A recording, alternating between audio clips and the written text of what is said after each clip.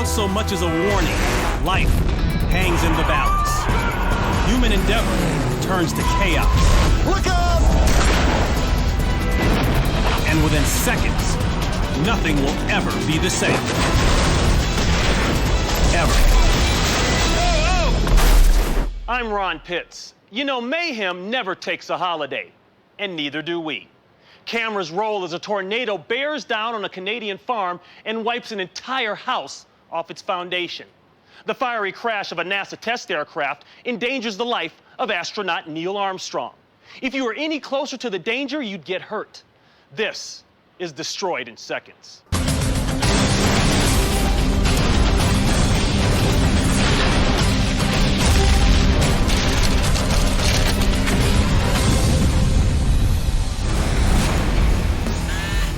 Surveillance cameras capture patrons coming and going from a convenience store. Inside, customers gather at the counter waiting to cash out, completely unaware of the chaos about to unfold.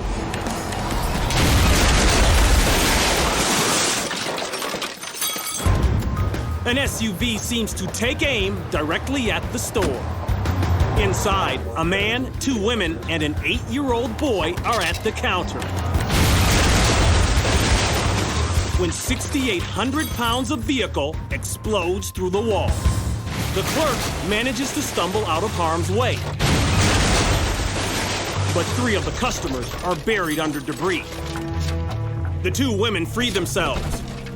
A good Samaritan climbs over the rubble and finds the boy lying on the floor. He picks him up and hands him back to his mother. The 4 customers require medical treatment for minor injuries. The 23-year-old driver is uninjured. Although she claims that her brakes had failed, a test performed by police after the vehicle is pulled from the store shows the brakes are in good working order. The SUV suffers extensive body damage. Repairs to the store are estimated at over $100,000. The exact cause of the accident is still undetermined.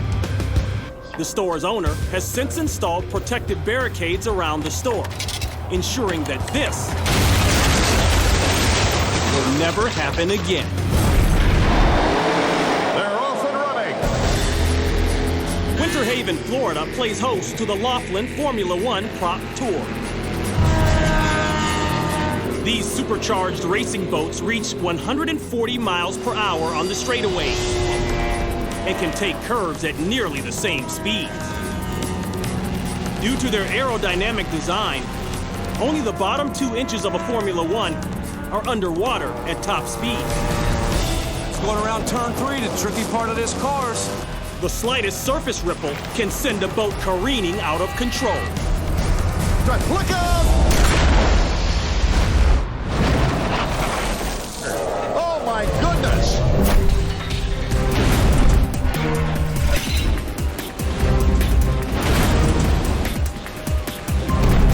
Racer Carlos Curry watches as Greg Foster gets air under his hull, causing his boat to bounce off the surface of the lake.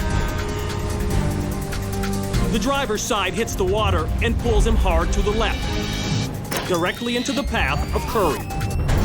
Curry tries to take a hard right, but he can't avoid a collision.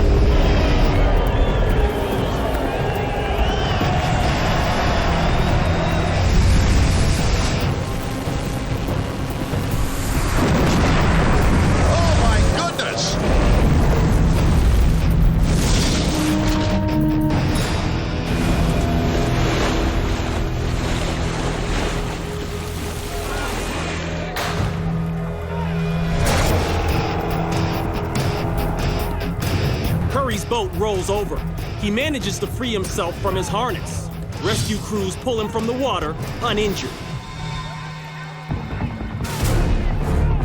Foster is knocked unconscious when his boat breaks apart and capsizes. He's underwater for several seconds as rescuers work to extract him from the wreck.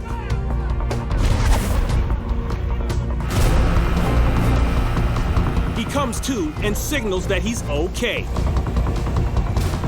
But X-rays reveal that Foster has 2 broken vertebrae. He eventually recovers, his boat is a total loss. Curry's boat is damaged, but salvageable. Both racers eventually resume their racing careers. Look out! It's Flip Fest 2007 in Guilford, New Hampshire. A freestyle exhibition where riders showcase their skills on miniature motorcycles called pit bikes.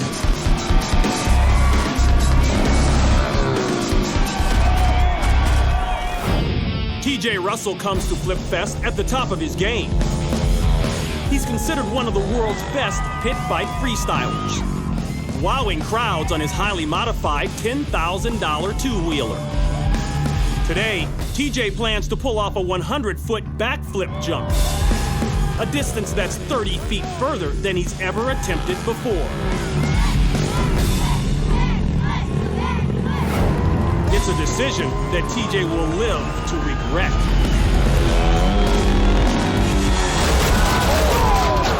Oh my gosh. Oh man. TJ reaches 65 miles an hour as he launches off the ramp. But he doesn't get the lift he needs to make a full rotation. He slams chest first onto the hard-packed dirt. Fellow riders and medics rush to his side. Oh my gosh. Here, dude. Breathe, brother. I need you to get over here and hold C. Several minutes pass. Then, the 23-year-old gets up to applause. TJ suffers a pair of bruised kidneys, a bruised liver, and a concussion.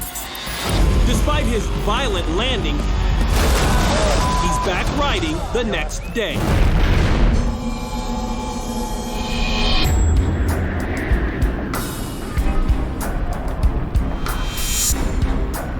Eli, Manitoba, Canada, 2007. Large tornado coming down. Onlookers watch as this ominous storm cloud slowly forms into a funnel. Tornado on the ground.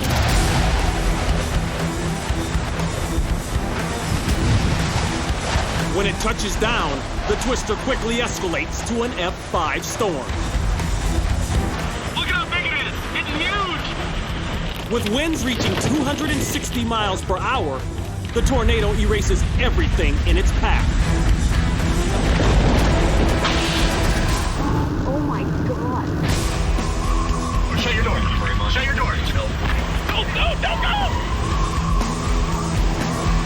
The storm closes in on a flour mill.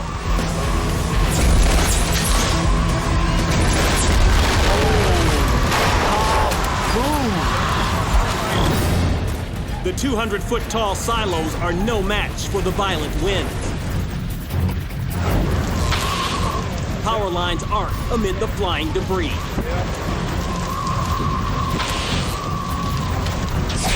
A closer look reveals an almost fully intact house being hurled through the air.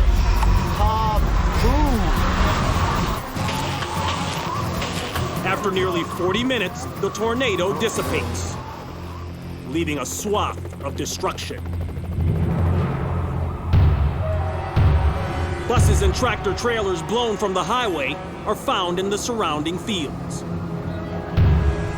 Canada has the second highest incident of tornadoes in the world, just behind the United States.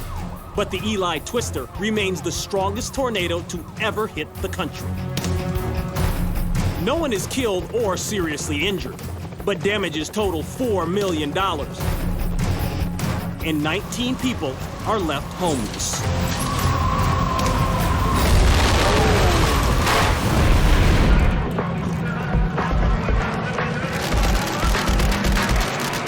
Take two 1,700 horsepower race cars modeled after vintage dragsters, send them down a 1,320-foot track at nearly 1/3 the speed of sound, and you've got nostalgia drag racing. The 2008 qualifying round of the 17th annual Nostalgia Hot Rod Reunion. The location? Famoso Racetrack in Bakersfield, California. Today, 3-year veteran racer Lisa Lavoie is here to compete in her nitromethane and alcohol-fueled dragster. After a full day of heats, Lisa lines up for her 5th and final qualifying run. Lisa doesn't know it, but this could be the last race of her career.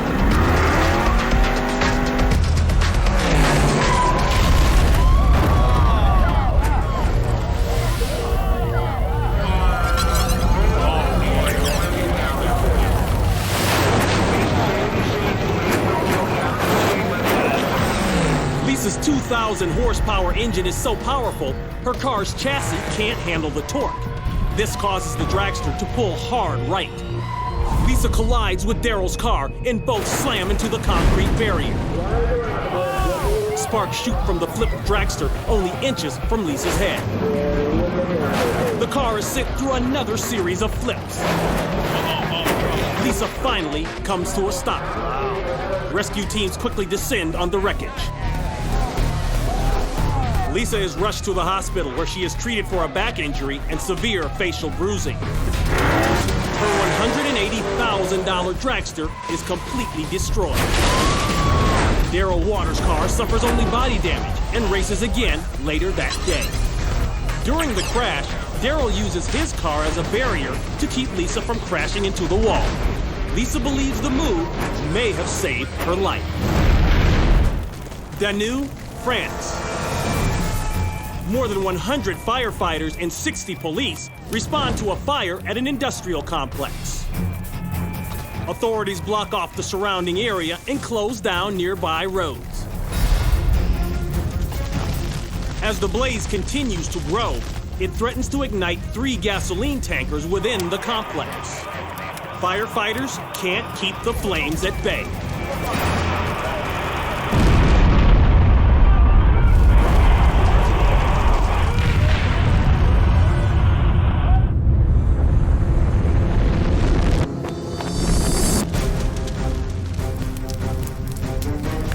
The massive explosions can be seen throughout the city. One firefighter on the front line captures the earth-shaking blast. Its impact practically knocks him over. The explosion is also recorded by a police officer several blocks away. And a bystander nearby with a cell phone camera.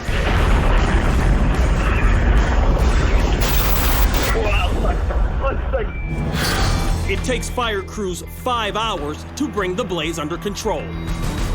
3 firefighters and 2 police officers are injured. All make full recoveries.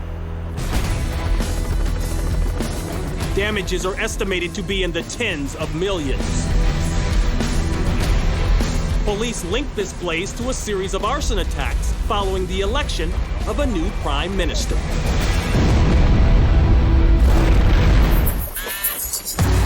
Combine crystal blue waters, moderate winds, and one of the world's fastest growing water sports,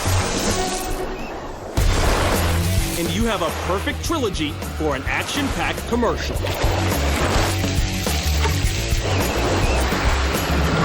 Professional kiteboarder Dimitri Marimonides is tearing through the water for an energy drink TV campaign. It's one trick after another, until Dimitri pushes the limits too far.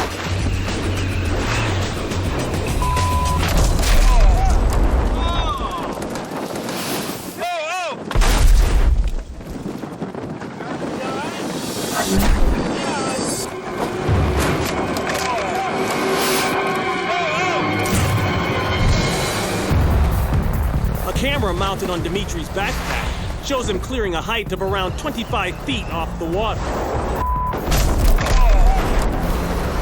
Dimitri is trying to fly over the structure when a sudden change in wind forces him into the beam.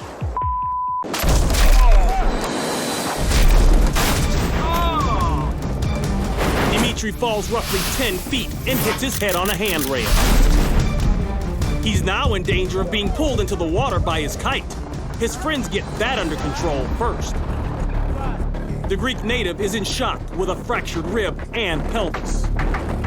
It's all fun and games until somebody gets hurt. Despite hitting his head on the handrail, Dmitry avoids a serious head injury and fully recovers to kiteboard again. Although now, he's not taking any chances. He wears a helmet.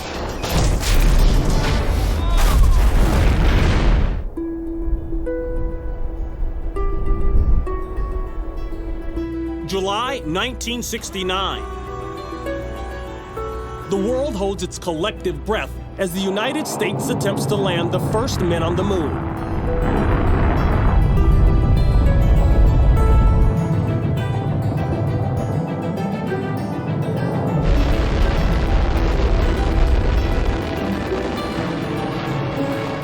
The vehicle that successfully delivered astronauts Neil Armstrong and Buzz Aldrin to the surface is the Spider-like lunar lander. 60 seconds. In the years to come, the lunar lander will safely deliver a total of 12 astronauts to the moon. Tranquility Base here. The Eagle has landed. In the months leading up to the moonshots, astronauts undergo extensive training in various lunar lander simulators. The most challenging of the simulators is the 3,700-pound LLRV, or Lunar Lander Research Vehicle. Each costing $15.3 million inflation-adjusted dollars, LLRVs stay afloat by means of a gimbaled turbofan engine. The craft is maneuvered by 18 hydrogen peroxide rockets, which emit puffs of exhaust. 14 months prior to the first moon landing, Neil Armstrong is practicing a final descent when he finds the LLRV difficult to handle. It suddenly shoots skyward. Armstrong tries to regain control, but the craft exceeds its maximum tilt of 30 degrees.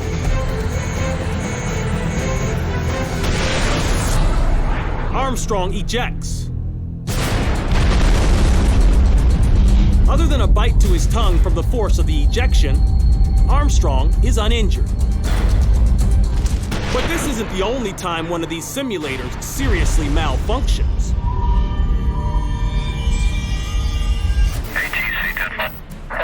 During a test flight of a more advanced version of the LLRV, pilot Stuart Present loses altitude control due to a failure in the electrical system. When the vehicle starts flipping over backwards, Present ejects and parachutes to safety. Like Armstrong, he's uninjured. On December 8, 1968, test pilot Joe Algranti flies another advanced version of the LLRV. It's the craft's 15th flight. Algranti suddenly experiences stability problems. As he tries to regain control, the LLRV swings in an extreme arc, then begins falling to Earth. Algranti ejects 1 second before the vehicle crashes and explodes. Algranti lands safely. His only injury, bruises on his thigh from the force of the ejection. It's believed a strong gust of wind threw the craft out of control. In 2 of the 3 crashes, mechanical failures are to blame. But none of the problems are linked to the design of the lunar lander itself. And the Apollo missions go on to make history. Eagle, we got you now. It's looking good, over. I'm Ron Pitts. Thanks for watching Destroyed in Seconds.